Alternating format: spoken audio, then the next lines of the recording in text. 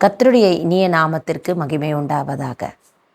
இன்றைக்கு நாம் பார்க்க போகிற வேத வசனம் சாலமோனின் உன்னத பாட்டு 1ஆம் அதிகாரம் 3ஆம் வசனத்திலே, உமது பரிமள தைலங்கள் இன்பமான வாசனை உள்ளவில்லை, உமது நாமம் ஊற்றுண்ட பரிமள தைலமாயிருக்கிறது, ஆகையால் கன்னியர்கள் உம்மை நேசிக்கிறார்கள். உன்னத பாட்டு 2ஆம் அதிகாரம் 1ஆம் வசனத்திலே, நான் சாரோனின் ரோஜாவும் பள்ளத்தாக்குகளின் லீலி புஷ்பமுமாய் இருக்கிறேன்.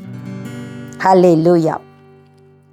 உன்னத பாட்டு 5:10 ஆண்டவர் சொல்கிறார், 10,000 பேரில் சிறந்தவர், வெண்மையும் சிவப்புமானவர், அவர் சாரோனின் ரோஜா.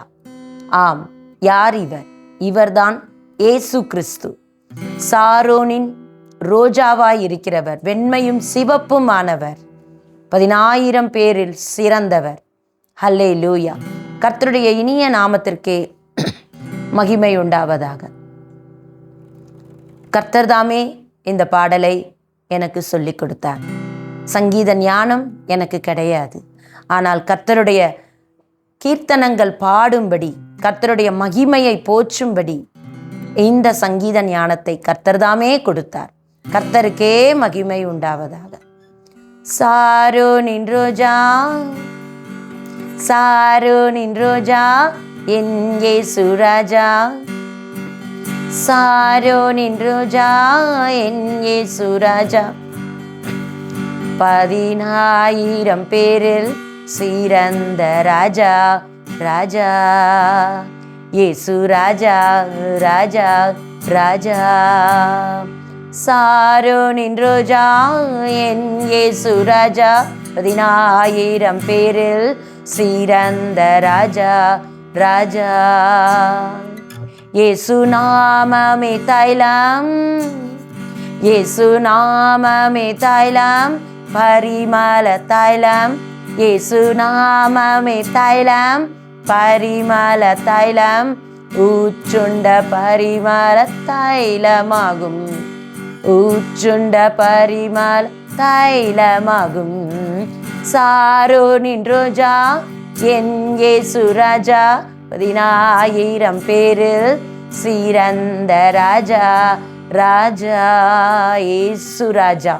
இந்த பாடலை கர்த்தர் தாமே எனக்கு சொல்லி கொடுத்தார். இந்த பாடல் வரிகளுடைய இன்டர்பிரட்டேஷன் அப்படின்ற கிஃப்டையும் கர்த்தர் கொடுத்திருந்தார். அது மாத்திரம் இல்லாமல் கர்த்தர் ஒரு தரிசனமாக, இந்த பாடல் பாடிக்கொண்டிருக்கும் போதே நான் ஒரு தரிசனத்தை கண்டேன். அந்த தரிசனத்தில் ஒரு ரோஜா இதழ்கள் அனைத்தும் ஒரு ஆலயத்தில் போட்டு அதை எடுக்கிறார்கள். அதை எடுக்கும்போது அது அப்படியே லிக்விடாக வருது. அதுக்கப்புறம் அது வேப்பரைஸ் ஆகி ஒரு பெர்ஃப்யூமா, ஒரு பியூட்டிஃபுல் ஃப்ராக்ரன்ஸ் பெர்ஃப்யூமா அதை காட்டினார். ஹல்லேலூயா. அப்பொழுது நான் கேட்டேன், சார், இந்த ரோஜா இதழ்கள் இப்படியாக ஆலயத்திலே நெருக்கப்பட்டு அதன் பிற்பாடு அது வெளியே வருகிறது, இது எதுவை குறிக்கிறது என்று கேட்டேன். அப்பொழுது ஆண்டவர் சொன்னார், நான் வெண்மையும் சிவப்புமாய் இருக்கிறேன். சிலுவையின் பாடுகள், சிலுவையிலே அறையப்பட்டு என்னுடைய மேனியிலிருந்து சிந்தப்பட்ட இரத்தம், ஹல்லேலூயா. ஒரு ரோஜா இதழ்கள் எப்படி நசுக்கப்படும் போது அதிலிருந்து ஒரு லிக்விட் வருமோ, அதுபோல இயேசு கிறிஸ்துவானவருடைய சரீரத்திலிருந்து சிந்தப்பட்ட இரத்தத்தினாலே இந்த பூலோகத்தில் வாழ்ந்து கொண்டிருக்கிற உங்களுக்கும் எங்களுக்கும் ரட்சிப்பின் மேன்மை கர்த்தர் கொடுத்திருக்கிறார். ரட்சிப்பு நமக்கு வந்திருக்கிறது. ஹல்லேலூயா. அவர் சாரோனின் ரோஜா, நம் இயேசு ராஜா, 10,000 பேரில் சிறந்த ராஜாவாய் இருக்கிறார். நமக்காக ஆண்டவர் சிலுவையில் இரத்தத்தை சிந்தி, சிலுவையிலே அறையப்பட்டு, நமக்காக அவமானங்களை சிந்தி, நமக்காக அவமானங்கள் பட்டு, ஹல்லேலூயா, நிந்தைகள் பட்டு, ஹல்லேலூயா, கடைசி சொட்டு இரத்தம் வரை நமக்காக சிந்தியுள்ளார். நம்மளுடைய பாவங்களை சுமந்து தீர்த்த ஆட்டுக்குட்டியாய் இயேசு கிறிஸ்துவானவர் இருக்கிறார். ஆம் தேவ பிள்ளைகளே, இன்றைக்கு அவர் சிந்தின இரத்தத்தினால உங்களுக்கும் எனக்கும் விடுதலை. அவர் இரத்தம் சிந்தி மரித்து உயிர்த்தெழுந்த இயேசு கிறிஸ்துவாய் இருக்கிறார். யூத ராஜ சிங்கமாய் நம்மோடு கூட இருக்கிறார். கம்பீரமாய் பிதாவுடைய வலது பரிசத்தில் வீற்றிருக்கிறார்.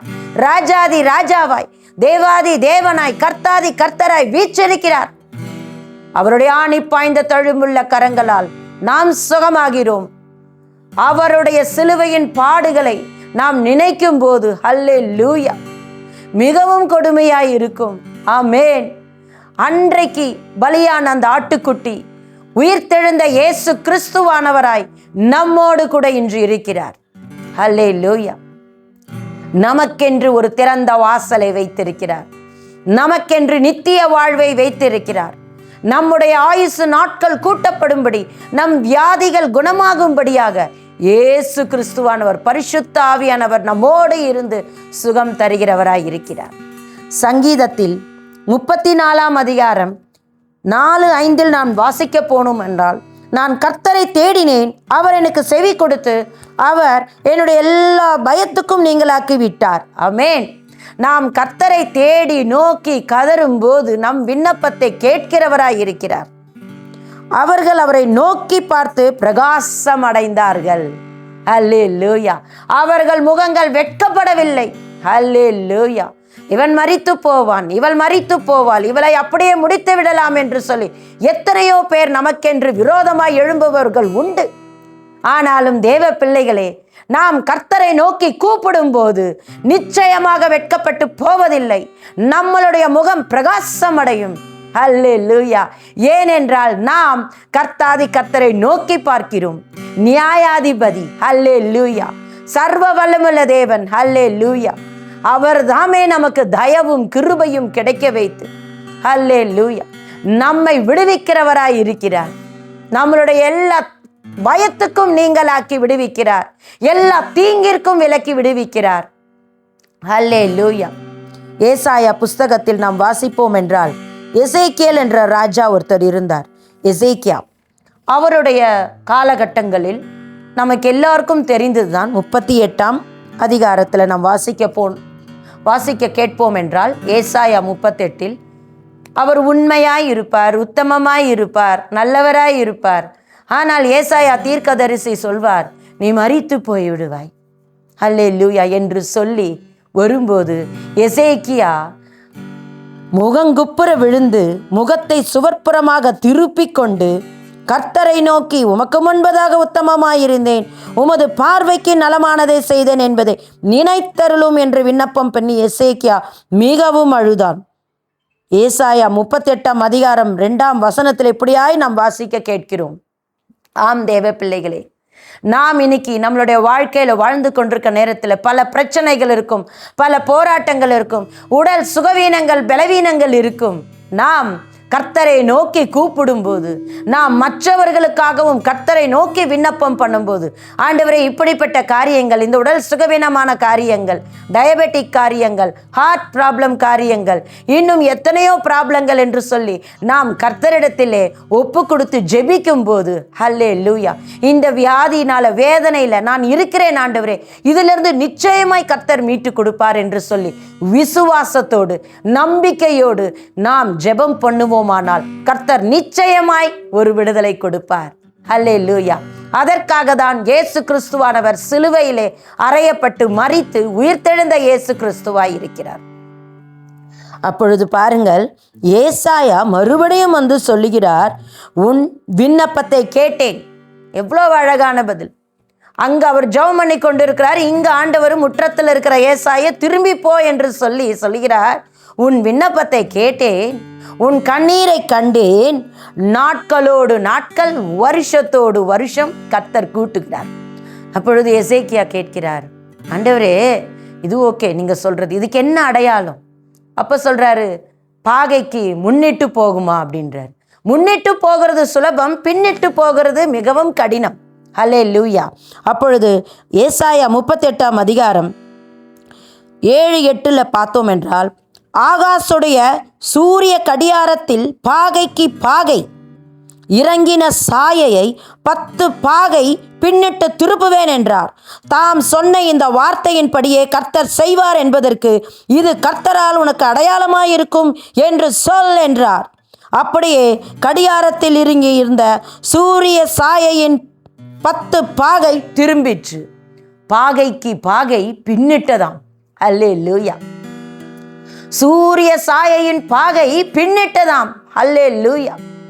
எவ்வளோ பெரிய வார்த்தைகள் ஆண்டவர் சொல்லுகிறார் பாருங்கள். இதை நான் தியானித்து கொண்டிருக்கும் போது ஆண்டவர் ஒரு கிஃப்டோடு எனக்கு கொடுத்திருந்தார். இதனுடைய ஊழியத்தின் காலங்களிலே பிரயோஜனமாகும். வியாதியஸ்தர்களுக்காக நீ ஜெபிக்கும் போது அவர்கள் சுகமடைவார்கள். தங்களுடைய நாட்கள் மரணத்திற்கு நேராக போய் கொண்டிருக்கிற ஆத்துமாக்கள், ஆண்டவருடைய அன்பை அறியாத ஆத்துமாக்களுக்காக நீ ஜெபம் பண்ணும்போது அவர்கள் ரட்சிக்கப்படுவார்கள். அவர்கள் வியாதிகள் சுகமாகும். கர்த்தர் எனக்கு தீர்க்கமாய் பேசினார். அல்லேலூயா. பாகைக்கு பாகை பின்னிடும் என்று சொன்னார்.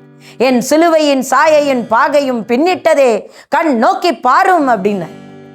அப்பொழுது நினைத்தேன், ஆண்டவருடைய அன்பு எவ்வளவு பெரியதா இருக்குது பாருங்கள். பாகைக்கு பாகை அன்னைக்கு எசேக்கியாக்கு பின்னிட்டது. இன்னைக்கு உங்களுக்கும் எனக்கும் சிலுவையின் சாயையின் பாகை பின்னிட்டு இருக்கிறது. 2025 வருடங்களுக்கு முன்பதாக சிலுவையில சிந்திய இரத்தத்தினால் இன்றைக்கு நீங்களும் நானும் விடுதலையாகிறோம். அல்லேலூயா. நம்மளுடைய நோய்கள் சுகமாகிறது. அல்லேலூயா. நாம் வாழ்ந்திருக்கும்படி, நம் சுக வாழ்வு துளிர்த்திருக்கும்படியாக கர்த்தர் செய்கிறார். அல்லேலூயா. கர்த்தருடைய நாமத்திற்கே மகிமை உண்டாவதாக. அவர் சாரோனின் ரோஜா, நம் இயேசு ராஜா. ஆமென். சாரோனின் ரோஜா, என் இயேசு ராஜா, 10,000 பேரில் சிறந்த ராஜா, ராஜா இயேசு ராஜா, ராஜா.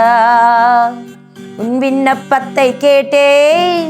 எசேக்கியேல் ஆண்டவர் சொல்றார், உன் விண்ணப்பத்தை கேட்டேன், உன் கண்ணீரை கண்டேன். அல்லேலூயா. அதே மாதிரி இன்னைக்கு நாம் ஜெபம் பண்ணும்போது நாம் விண்ணப்பத்தை கர்த்தர் கேட்கிறவராய் இருக்கிறார். நாம் கண்ணீரை துடைக்கிறவராய் இருக்கிறார். நாம் கண்ணீரை காண்கிறவராய் இருக்கிறார். அல்லேலூயா. இயேசு கிறிஸ்துவானவர் ஆகாரின் கண்ணீரை கண்டு ஊற்றுகளை திறந்தவர். மாறாவின் கண்ணீரை, கசந்த மாறாவின் கண்ணீரை மதுரமாக மாற்றினவர். அல்லேலூயா. இன்று நாம் ஆண்டவரிடத்திலே கண்ணீரோடு தேவ சமூகத்திலே தாழ்த்தி ஜெபம் பண்ணுவோமானால் நிச்சயமாய் நம் விண்ணப்பத்தை கேட்பார். உன் விண்ணப்பத்தை கேட்டேன், உன் விண்ணப்பத்தை கேட்டேன், கேட்டேன், உன் கண்ணீரை கண்டேன். உன் விண்ணப்பத்தை கேட்டேன், கண்ணீரை கண்டேன். நாட்களோடு நாட்கள் கர்த்தர் கூட்டுறார். உன் ஆயுசின் வருஷங்கள் கர்த்தர் கூட்டுறார். பாகைக்கு பாகை, பாகை, பாகைக்கு பாகை பின்னிட்டதே, சூரிய சாயையின் பாகை பின்னிட்டதே. பாகைக்கு பாகை பின்னிட்டதே, சூரிய சாயையின் பாகை பின்னிட்டதே. பாகைக்கு பாகை பின்னிட்டதே, சிலுவை சாயையின் பாகை பின்னிட்டதே. மீட்டு கொண்டாரே, மீட்டு கொண்டாரே, விலையேற பெற்ற இரத்தத்தினால் மீட்டு கொண்டாரே, மீட்டு கொண்டாரே, நம்மை மீட்டு கொண்டாரே, மீட்டு கொண்டாரே. விலையேற பெற்ற இரத்தத்தினால், சிலுவையில சிந்திய இரத்தத்தினால் உங்களையும் என்னையும் மீட்டு கொண்டிருக்கிறார் இயேசு கிறிஸ்துவானவர். பாகைக்கு பாகை அன்று திரும்புமானால் இன்றைக்கு சிலுவையின் சாயையின் பாகை நம் பின்னாடி இருக்கும் போது அவர் நம்மளுடைய பாவங்களுக்காக, நம்மளுடைய அக்கிரமங்களுக்காக, நம்மளுடைய அநியாயங்களுக்காக, அல்லேலூயா, சிலுவையிலே அறையப்பட்டவராய் உயிர்த்தெழுந்த இயேசு கிறிஸ்துவாய் நம்மோடு கூட இருக்கிறார். சிலுவையின் பாடுகள் முடித்து பிதாவினிடத்தில் அவர் சேரும்போது முடிந்தது என்றார். நித்திய ஜீவனின் வாழ்வு திறந்தது என்றார். அல்லேலூயா. பரலோகத்தில் முத்திரைகள் உடைக்கப்பட்டது. அல்லேலூயா. அம்மட்டும் நரகாக்கினைக்கு கொண்டு போயிருந்த ஜனங்கள் எல்லாம் விடுவிக்கப்பட்டு பரலோக ராஜ்யத்திற்கென்று. அல்லேலூயா. நீங்களும் நானும் இன்றைக்கு வாழ்ந்து கொண்டிருக்க இவ்வுலகிலே நமக்கு நிச்சயமாய் நித்திய ஜீவனின் ஒரு வாழ்வு உண்டு. அல்லேலூயா. அந்த வாழ்வில் பிரவேசிப்பதற்கு இயேசுவே வழி, இயேசுவே சத்தியம், இயேசுவே ஜீவனுமாய் இருக்கிறார் நமக்கு. அல்லேலூயா. கர்த்தருடைய நாமத்திற்கே மகிமை உண்டாவதாக. இந்த வரிகள் எல்லாம் கர்த்தர் தாமே சொல்லி கொடுத்தது. அல்லேலூயா. கர்த்தருடைய இனிய நாமத்திற்கே மகிமை உண்டாவதாக. இந்த தேவ செய்தி கேட்டுக்கொண்டிருக்கிற பிள்ளைகளே, நீங்கள் சுகவீனமாய் இருக்கலாம், நீங்கள் பலவீனமாய் இருக்கலாம். ஆனாலும் விசுவாசத்தோடு நீங்கள் ஜெபிப்பீர்களானால் கர்த்தருடைய வார்த்தைகள், கர்த்தருடைய வல்லமையுள்ள வார்த்தைகள் என் வாயில் இருக்கிறது. அவருடைய அக்கினி அபிஷேகம் என்னில் கொழுந்து விட்டு எரிந்து கொண்டு இருக்கிறது. யூத ராஜ சிங்கமாய் என்னில் இயேசு கிறிஸ்துவானவர், உயிர் தெழுந்த இயேசு கிறிஸ்துவாய் என்னில் வாசம் செய்கிறார். வார்த்தையில் வல்லமை உண்டு. வல்லமையுள்ள வார்த்தைகள் புறப்படும் போது அது கிரியை செய்யும். விசுவாசத்தோடு நீங்கள் இந்த ஜெபத்தை கேட்பீர்களானால், விசுவாசத்தோடு இந்த வேதத்தின் வார்த்தைகளை நீங்கள் விசுவாசிப்பீர்களானால், நிச்சயமாக கர்த்தர் உங்களை விடுவிப்பார். நிச்சயமாக உங்கள் நாட்களை கூட்டுவார். நிச்சயமாக உங்கள் ஆயுசின் நாட்கள் கூட்டப்படும். நீங்கள் வாழ்ந்திருப்பீர்கள், சுகித்திருப்பீர்கள், கர்த்தரை துதித்திருப்பீர்கள். அல்லேலூயா. கர்த்தருடைய நாமத்திற்கே மகிமை உண்டாவதாக.